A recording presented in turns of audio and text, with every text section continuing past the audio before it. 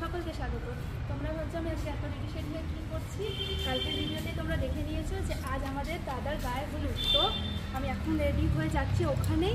চলো ওখানে গিয়ে আজকে অনেক মজা করব, অনেক আনন্দ করব, বন্ধুদের সঙ্গে আড্ডা দেবো। তো তোমরা আমার সঙ্গে থাকো, দেখতে থাকো আমার এই ভিডিওটাকে। চলো তোমরা। আর হাজব্যান্ডের বাইকে চড়ে বেরিয়ে পড়েছি গন্তব্য বন্ধুর আজকে গায়ে হলুদ। তো সেখানেই আজকে আমি যাচ্ছি আর অনেক মজা করবো। বন্ধুর অলরেডি পৌঁছে গেছে আগেই, তো আমি ওখানে গিয়ে প্রচুর মজা করবো। আর আজকে ওদের কাছে মাটকর মারবার একটা অনুষ্ঠান হয়, গায়ে হলুদের সঙ্গে ওটা হয়। আই থিঙ্ক ওটা শুরুও হয়ে গেছে, আমার একটু লেট হয়ে গেছে। জানোই তো রেডি হতে মেয়েদের কতটা সময় লাগে। তো তোমরাও চলো আমার সঙ্গে। আর আমাদের এই এরিয়াটা না মানে যতই মানে কী বলবো খুব শান্ত, মানে শান্ত, গাড়ি ঘোড়ার আওয়াজ আসে ঠিকই, কিন্তু তাও ভীষণ শান্ত। আর এখানে আমাদের না একটা খুব ভালো কালী মন্দিরও আছে।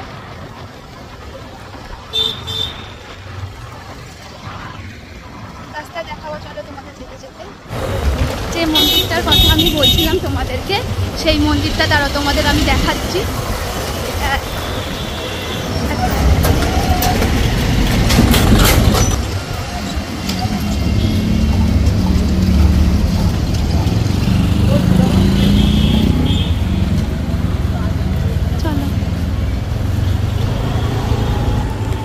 তো এই মন্দিরটাতে যখন প্রথমবার এসেছিলাম, এখানে শিফট করার পরে ফার্স্ট টাইম আমরা এই রাস্তা দিয়ে যাতায়াত করি খুবই।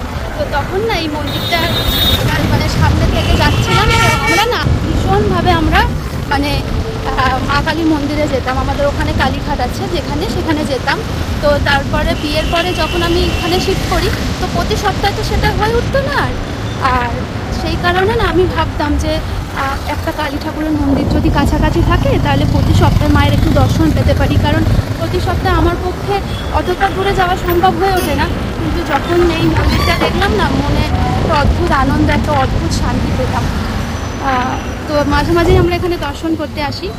পুজো কখনো দিইনি সেরকমভাবে, কিন্তু মায়ের দর্শন পেলেই যেন মনে হয় মনের যত অসুবিধা বা কোনো দ্বন্দ্ব সব কিছুই দূর হয়ে যায়। ভালো মন থাকলেও আসতে ইচ্ছা করে, মনে যখন কোনো চিন্তা থাকে তখনও আসতে ইচ্ছা করে।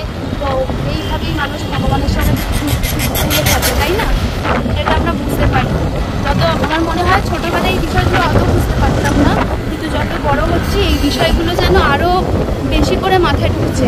মানে ঈশ্বরের সঙ্গে নিজেকে যুক্ত করা কতটা প্রয়োজন, মানে সেটা যে যুক্ত করতে চায় সেই বুঝতে পারে।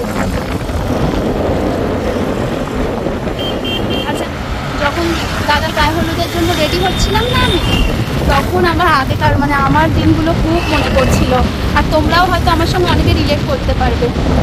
এখন তো মানে এই থিম ব্যাপারটা, হলুদ রঙের জামা পরার ব্যাপারটা কমন। আমাদের সময় ছিল, মানে আমাদের যে সময় ছিল, কিন্তু এখন তেমন ছিল না। কিন্তু আমি না মানে সেই দিনটাকে এখনও মনে করি। কখনো পারলে তোমাদের সঙ্গে আমার বিয়ের অ্যালবামও শেয়ার করবো, দেখবে তোমরা যে কীভাবে আমি সেজেছিলাম।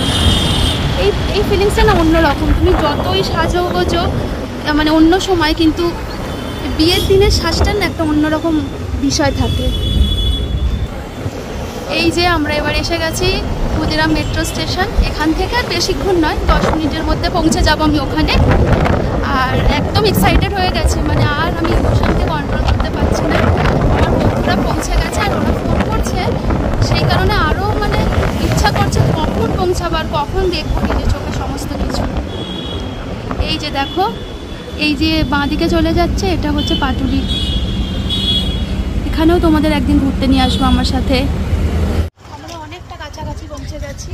আর বাড়ির রাস্তার সামনাসামনি একদম বড় মাঠ দেখো এদের বাড়ির সামনে। ছোটোবেলায় না প্রচুর আমরা বিকেলবেলা গরমকালে বিশেষ করে না মাঠে যেতাম খেলা করতে। আমাদের কাছাকাছি মাঠ ছিল, মানে পার্ক ছিল। আমার দিদুন নিয়ে যেত আমাদেরকে, আমাকে, আমার আরও 2-4 জন বন্ধু বান্ধবকে। তো সেখানে গিয়ে আমরা প্রতিদিন যেতেই হবে, পড়াশোনা তাড়াতাড়ি মানে সকালবেলা ফিরেই পড়াশোনা কমপ্লিট করে চলে যেতাম। তারপর দিদুন আবার একটু খেলাধুলা করিয়ে সন্ধ্যেবেলা বাড়ি নিয়ে চলে আসতাম যখন না, আমাদের ওখানে একটা মিষ্টির দোকান ছিল, আমার বাঁধা ধরাই ছিল, ওখান থেকে দিদুনের মিষ্টি কিনে দিতেই হবে আমাকে। পৌঁছে গেছি আমরা এখানে।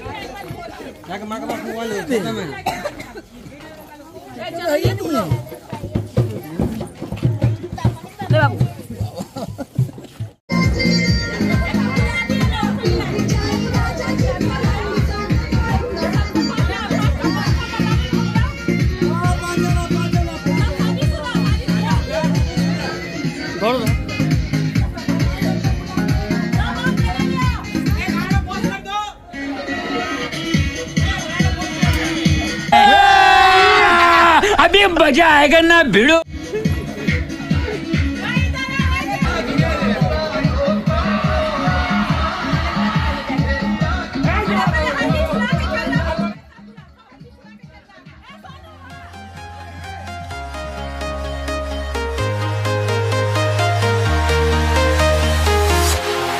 Walking alone, the streets are empty.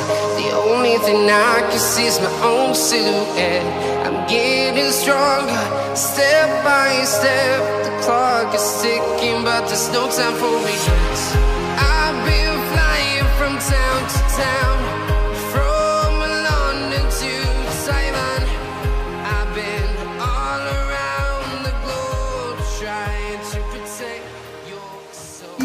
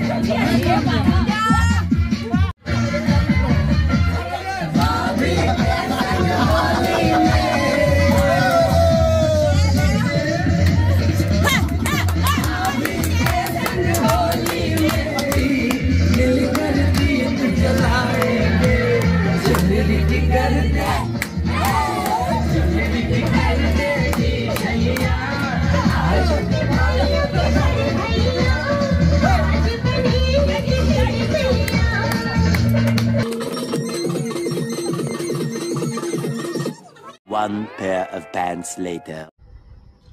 সকলের সঙ্গে ভীষণ এনজয় করে আমি বাড়ি ফিরে চলে এসেছি। দেখো মুখের অবস্থা বেহাল, হাতের অবস্থা প্রচণ্ড খারাপ। এবার যাচ্ছি এগুলোকে সব ভালো করে পরিষ্কার করে নেব। আর আজকের ভিডিওটায় তোমরা এই পর্যন্তই। আর প্লিজ এই ভিডিওটাকে প্রচুর প্রচুর ভালোবাসা দিও, প্রচুর প্রচুর লাইক দিও, প্রচুর সাবস্ক্রাইব করো, নিচে কমেন্ট করো।